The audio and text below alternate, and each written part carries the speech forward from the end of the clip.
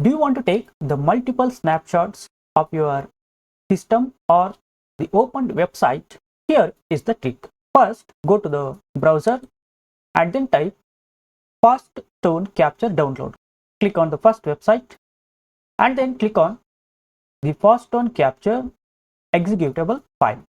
After that, install the software on your system and then launch the software. Here you can see capture window, capture rectangular region, capture freehand region. Go to the settings and here you can set the shortcuts.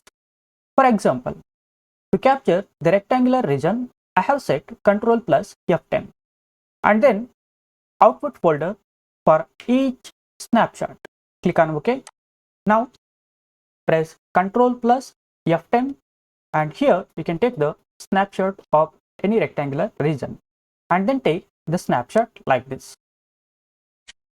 The snapshot will be saved in the folder where you have set.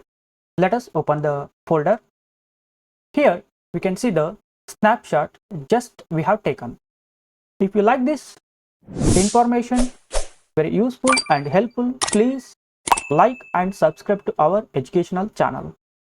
Thanks for watching this.